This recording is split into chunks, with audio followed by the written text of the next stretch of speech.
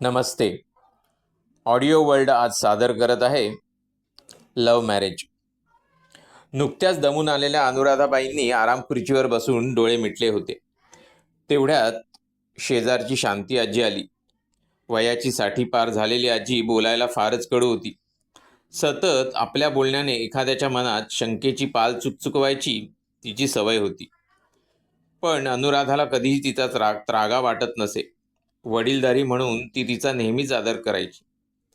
पाहिलंस अनुराधा, गेली तुझी सुनबाई. किती केलंस तिच्यासाठी, तरी देखील आता दिवस बदलताच तुझी साथ सोडली म्हणायची. शांती आजी म्हणाली. आज अनुराधा फारच थकली होती, म्हणून खुर्चीवरून उठत ती म्हणाली, आजी जाऊ द्या ना तो विषय, मी दमली आहे, चहा टाकते, बसा तुम्ही. असं म्हणत अनुराधा किचनमध्ये गेली. मला नको चहा, मी आता जाते आहे, रात्री येईन शतपावली करायला, असं सांगून शांती आजी निघून गेली. चहाचे आदण गॅसवर ठेवत अनुराधाला भूतकाळ आठवला. तिचा मुलगा सुयश नावाप्रमाणेच लहानपणापासून हुशार होता. ग्रॅज्युएशन करत असतानाच त्याला त्याच्याच कॉलेजमधील ज्युनियर स्टुडंटशी प्रेम झालं. अनुराधाला त्याच्या मित्रांकडून ही गोष्ट कळली, पण साधं आकर्षणही असेल आणि एखाद्या वर्षात सुयश हे सर्व काही विसरेल असं मानून अनुराधाने दुर्लक्ष केलं आणि 3 वर्ष सरली. एक दिवस सुयशने अनुराधाला त्या मुलीविषयी सांगितलं. त्या मुलीच्या घरातील मंडळी तिचे लग्न लावून देत होते आणि ती खूप शार्प माइंड आहे असं सुयशचं म्हणणं. परत थोडंसं थांबत म्हणाला, आई, आमचं प्रेम आहे एकमेकांवर. अनुराधाने थोडा विचार केला व तिला घरी बोलवायला सांगितलं. संध्याकाळी छान गोबऱ्या गालाची, नाकी डोळे नीटस, बघता क्षणी कोणीही त्या मुलीच्या प्रेमात पडेल अशी सुंदर होती ती मुलगी. आपल्या मुलासोबत तिची जोडी तिला लक्ष्मी नारायणासारखी दिसली. मुलीच्या घरच्यांना अनुराधाने फार फार समजवले, पण ती मंडळी लव्ह मॅरेजसाठी तयार नव्हती. शेवटी त्यांनी निर्णय घेतला, जर का आमच्या मुलीने प्रेमविवाह केला तर तिचा आमच्याशी कुठलाही संबंध नाही. मुलाच्या प्रेमापोटी अनुराधा त्या मुलीला अंगावरच्या कपड्यांवरच आपल्यासोबत घेऊन घरी आली. 19व्या वर्षात नुकताच पदार्पण केलेल्या या तरुणीला तिचं करिअर सोडून कसं काय लग्नाचे बेडे अडकवायचं आणि लग्न नाही केलं तर त्या मुलीला आपल्या घरात बिनलग्नाचे कसं ठेवायचं, अनुराधाने फार विचार केला. सुयश आणि त्या मुलीचं लग्न लावून दिलं. लग्नाच्या वर्षभरातच अनुराधाला आजी होण्याचं सुख प्राप्त झालं. ती मुलगी जबाबदारीसाठी तयार नव्हती. दोघांनाही आपल्या करिअरची चिंता होती. तेव्हा अनुराधाने त्यांना समज दिली, बाळाची संपूर्ण जबाबदारी मी घेईन, तुम्ही चिंता करू नका. प्रेग्नन्सीमध्ये अनुराधाने सुनबाईंचे सर्व कौतुक केले. त्या काळातही तिने तिचे ग्रॅज्युएशन पूर्ण केले. अनुराधाच्या मदतीमुळे बाळाच्या संगोपनासोबत सुनबाईंनी पोस्ट ग्रॅज्युएशनमध्ये टॉप केलं. सर्व वृत्तपत्रांमध्ये सुनबाईंची चर्चा होती. आज स्पर्धा परीक्षा पास करून सुनबाईंनी गव्हर्नमेंटच्या मोठ्या पदाचा जॉब मिळवला होता, म्हणून तिचा कौतुक समारंभ होता. सुनबाईने वक्तृत्व करताना आपल्या यशाचे सर्व श्रेय सासूबाईंना व नवऱ्याला दिले. अनुराधा फारच खुश होती, पण दुःखाचं कारण असं होतं की सुनबाईला पोस्टिंग कुठे मिळेल. ती दूरवर गेली तर नातवाचे काय होईल, आणि ज्या सुनेला मुलीप्रमाणे वागवलं ती दूर जाताना आपला विचार करणार की नाही करणार. यशस्वी झालेल्या मुलीला भेटायला तिचे आईबाप, माहेरची मंडळी आली होती. त्यांनी तिला समारंभातून सरळ जेवणाचेच आमंत्रण दिले. एवढ्या वर्षाची दुराव्याची पोकळी एका आमंत्रणानेच कुठे भरणार होती. पण सुनबाई नकार देऊ शकली नाही. परस्पर माहेरी निघून गेली. अनुराधाचे मन आज खूपच हेलगावत होते.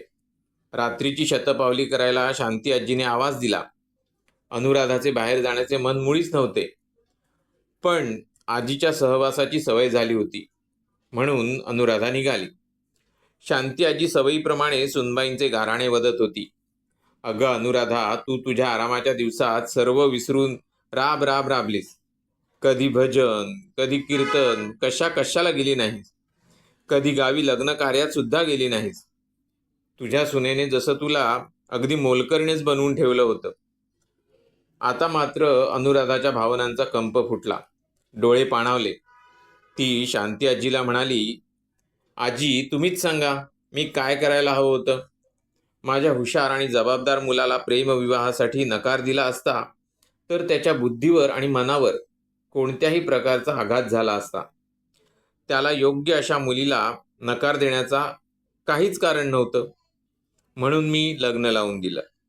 लग्नानंतर सुनबाईंवर लहान वयातच मोठ्या मोठ्या जबाबदाऱ्या टाकून तिच्या चुका काढून रोज वाद घालण्यापेक्षा मी तिच्या मनाने घेतलं. ज्या मुलीच्या हुशारीवर माझ्या मुलाने प्रेम केलं, तिला घरात बसून तिच्यातील क्षुल्लक कारणांनी चुका काढून रोज वाद घालण्यापेक्षा तिच्या कलेने घेणं मला बरोबर वाटलं. मी असताना बाळाला पाळणाघरात ठेवावे कशाला? ज्या भजन कीर्तनाची तुम्ही गोष्ट करता आहात तिथे नक्की भजन कीर्तन होतं का? अनुराधा प्रश्नार्थक नजरेने बोलत होती. साऱ्या स्त्रिया आपले गाऱ्हाणे एकमेकांना ऐकवतात. तिची सून हे करते, माझी सून असं करते, म्हणून प्रत्येकजण आपल्या सुनेकडून त्या अपेक्षा करतात. अनुराधा आपल्या छातीवर हात ठेवत अभिमानाने म्हणाली, माझ्या सुनेने माझ्या कष्टाचं चीज केलंय, त्याचा गर्व आहे मला. तुला कोण समजावणार? असं म्हणून शांती आजी पुन्हा घरी निघून गेली. अनुराधाला तिने केलेल्या कर्तव्याचे दुःख नव्हतेच, तिला सुनबाईंचा विरह नकोसा वाटत होता. सुनबाईंनी सरळ सरळ माहेरी निघून गेल्याने हृदयात कुठेतरी ठेच लागली होती. विचारांच्या काहुरातच अनुराधा झोपी गेली.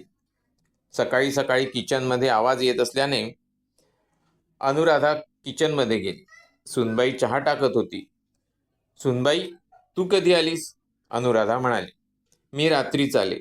तुम्ही गाढ झोपलेल्या होतात म्हणून उठवलं नाही, सुनबाई म्हणाली. किचनच्या खिडकीबाहेर बघत अनुराधाने विचारलं, राहिली नाहीस माहेरी? सासूबाई, अहो कसलं आणि कोणतं माहेर, फक्त देखाव्याचं. आज जेव्हा मी यशस्वी झाले तेव्हा त्यांनी मला ओळखले. इतक्या वर्षात त्यांना माझी आठवणही झाली नाही. असं उगवत्याला नमस्कार करणाऱ्या लोकांपासून थोडं लांबच राहिलेलं बरं. गरिबाचे खरं प्रेम ही क्षुल्लक आणि श्रीमंतांचे खोटे लफडे ही कौतुकाचे अशी ही सामाजिक कीड लागलेली प्रवृत्ती आहे. काल त्यांनी नात्याकडे एक पाऊल पुढे केलं म्हणून मीही तेवढेच पाऊल पुढे केलं. फक्त तिथे चहा घेतला आणि निघाले. सुनबाई म्हणाली. बरं, कधी शिफ्ट व्हायचं आहे तुला नोकरीसाठी? अनुराधाने विचारलं. मला नाही, आपल्याला शिफ्ट व्हायचं आहे सासूबाई, अनुराधाला चहा देत सुनबाई पुढे म्हणाली. तुम्ही सुद्धा माझ्यासोबत येणार आहात. अशी अर्ध्यावरच साथ नाही सोडू देणार तुम्हाला मी सासूबाई. हवी तशी सोयरीक मिळाली असती तुमच्या मुलाला. कदाचित तुमचा मुलगाही काही दिवसांनी मला विसरून तुमच्या प्रेमापोटी तयार झाला असता दुसरीकडे लग्न करायला. पण सासूबाई, तुम्ही माझ्या प्रेमावर विश्वास दाखवलात. कधी तुम्हाला माझ्यामुळे चार चौघांमध्ये मान मिळाला नाही तरी तुम्ही संतुष्ट राहिलात. आत्तापर्यंत पळून आलेल्या मुलीची सासू म्हणून जे लोक हिणवत होते त्यांच्यासमोर ऑफिसरची सासू म्हणून मिरवा ना जरा. सुनबाईंनी ऐट दाखवत अनुराधाच्या हातातील रिकामा कप घेतला आणि म्हणाली, सासूबाई, मी जरा शांती आजींनाही मिठाई देऊन आलेच. काल गडबडीत देण्याची राहून गेली होती. शिवाय त्यांचा आशीर्वादही घ्यायचा राहिलाच आहे. बाहेर पेपर वाचत बसलेल्या सुयशने जेव्हा घडला प्रसंग ऐकला तेव्हा त्याला आपल्या प्रेमविवाह निर्णयावर आणि आपल्या बायकोवर अभिमान वाटला. श्रीकृष्णार्पणमस्तु.